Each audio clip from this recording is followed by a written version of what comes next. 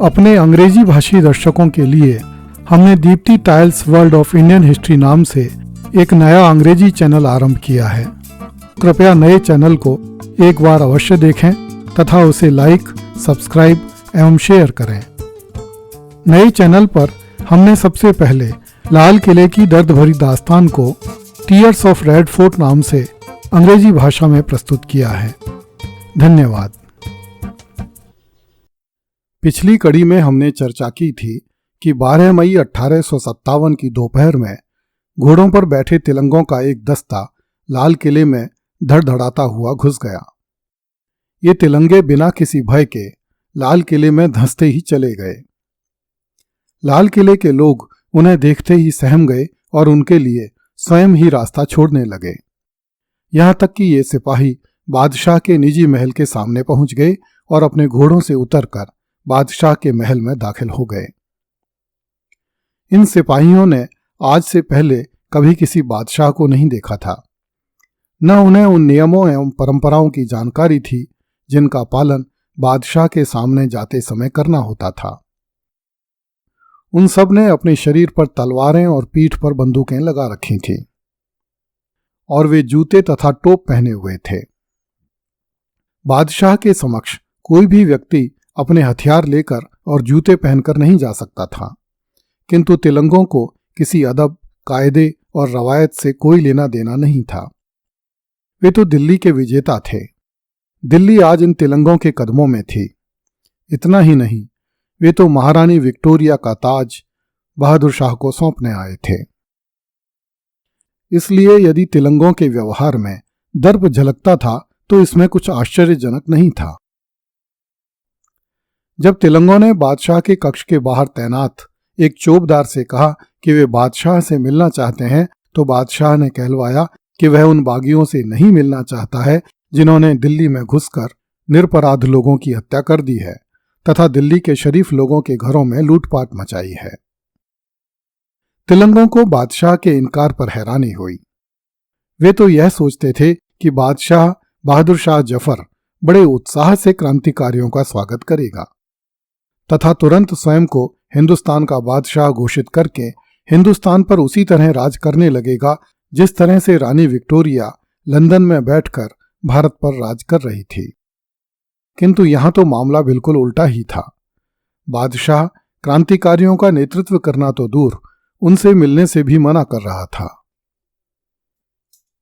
बादशाह के पास इतनी सेना नहीं थी कि वह इन तिलंगों को महल में घुसने से रोक सके, किंतु तिलंगों ने बादशाह के चौबदारों के उस आदेश को स्वीकार कर लिया कि किसी को भी बादशाह की अनुमति के बिना बादशाह सलामत के सामने जाने की अनुमति नहीं है। यदि किसी ने ऐसा दुस्साहस किया तो उसे बादशाह सलामत के कहर का सामना करना पड़ेगा। बादशाह के इनकार कर देने से तिलंगे कुछ निराश तो हुए, किंतु वे पीछे हटने को तैयार नहीं थे। वे जानते थे कि पीछे हटने का अर्थ केवल मौत है। भारत में केवल मेरठ या दिल्ली में ही अंग्रेजी सेनाएं नहीं थी जिन्हें तिलंगों ने परास्त कर दिया था, अपितु कलकत्ता से लेकर राजपूताने और मद्रास तक अंग्रेजों की सैकड़ों सेनाएं मौजूद हैं। यदि बहादुर शाह जफर ने क्रांतिकारी सैनिकों का साथ नहीं दिया तो भारत में मौजूद अंग्रेजी सेनाएं क्रांतिकारी सैनिकों को ढूंढ ढूंढ कर मारेंगी। अतः तिलंगे लाल किले के भीतर ही डटे रहे तथा बादशाह के समक्ष अपना अनुरोध बार बार भिजवाते रहे। अंत में आधी रात के समय बहादुर शाह क्रांतिकारी सिपाहियों के सामने आया। उसने क्रांतिकारी सिपाहियों से कहा कि उन्होंने बहुत गलत काम किया है। अंग्रेजों के निरपराध परिवारों एवं दिल्ली के रईसों को मारकर वे कौन सी क्रांति कर रहे हैं।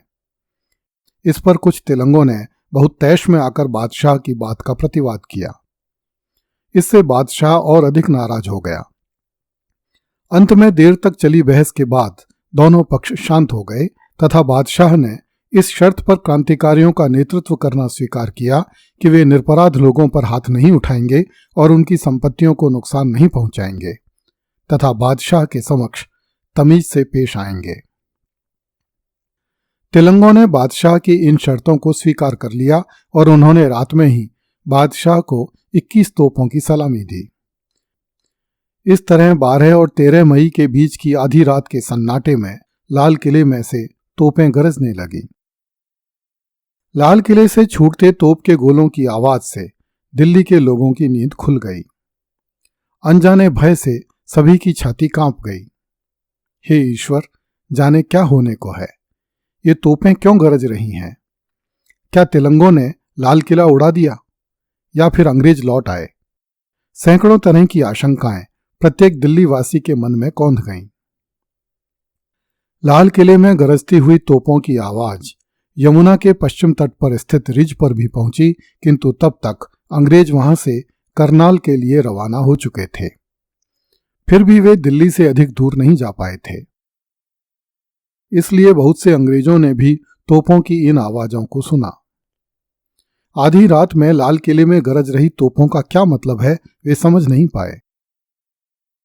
7 समंदर पार करके लंदन से दिल्ली पर राज करने आए अंग्रेज आज की रात किसी भी बात का कोई भी अर्थ निकालने में असमर्थ थे।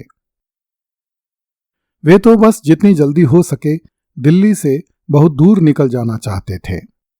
इसलिए वे असहायों की भांति रात के अंधेरे में भी करनाल की तरफ भागे चले जा रहे थे। धीरे धीरे तोपें शांत हो गईं। दिल्ली वासियों की फिर से आंख लग गई और करनाल की तरफ भाग रहे अंग्रेज भी दिल्ली से काफी दूर हो गए। अंततः 12 मई 1857 की मनहूस रात भी बीत गई और 13 मई का दिन निकल आया। आज का दिन कल की तरह असमंजस से भरा हुआ नहीं था। दिल्ली ने एक दिशा ले ली थी। अब तिलंगे दिल्ली की सड़कों पर अवैध अतिथि नहीं थे, न ही अब वे दिशाहीन हत्यारे थे और न ही दिल्ली के स्थानीय लुटेरे उन्हें भरम में डालकर उनसे सेठों और लालाओं की हवेलियां लूटने को कह सकते थे। अब वे दुनिया में सबसे शानदार माने जाने वाले अजीमुश शान बादशाह बहादुर शाह जफर के सिपाही थे। दिल्ली की जनता को भी इस बात का पता चलना जरूरी था।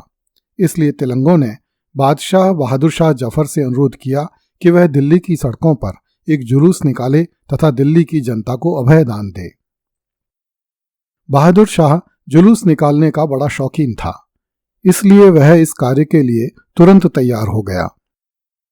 जब तिलंगे बहादुर शाह को लेकर दिल्ली की सड़कों पर निकले तो बादशाह को स्वयं पर गर्व हुआ। आज जीवन में उसे पहली बार अनुभव हुआ कि बादशाह होने का अर्थ क्या होता है। तिलंगे पूरे जोश से बादशाह की जय जयकार कर रहे थे तथा भारत माता की जय बोल रहे थे। लेकिन जब तिलंगों ने रानी विक्टोरिया और गोरों को गालियां देना आरंभ किया तो बादशाह खिन्न हो गया। उसने अनुभव किया कि तिलंगों की नारेबाजी में उस गरिमा का अभाव है जो बादशाह के जुलूसों में चलने वाले सिपाहियों में होती है। तिलंगे अपनी जीत की खुशी का इजहार अशोभनीय नारों से कर रहे थे। उन्हें इस बात की परवाह नहीं थी कि अजीम उश्शान बादशाह हुजूर भी इस जुलूस में शामिल हैं। उनके सामने अशोभनीय शब्दों का उच्चारण नहीं किया जा सकता। बादशाह अजीब सी दुविधा में फंस गया। एक तरफ तो उसे लग रहा था कि यदि इन तिलंगों द्वारा की जा रही क्रांति सफल हो गई तो बहादुर शाह जफर भी अपने पुरखों की तरह हिंदुस्तान का बादशाह बन जाएगा, किंतु दूसरी तरफ उसे अनुभव हो रहा था कि जब तक इन असभ्य पूर्वियों को सभ्यता नहीं सिखाई जाएगी तब तक ये बादशाह की गरिमा को समझ ही नहीं पाएंगे। इसी दुविधा में फंसा हुआ बहादुर शाह जफर अपने हाथी पर बैठकर दिल्ली की सड़कों से गुजरता रहा। अगली कड़ी में देखिए, दिल्ली वाले मानते थे कि तिलंगों को खुदा ने दिल्ली में भेजा है।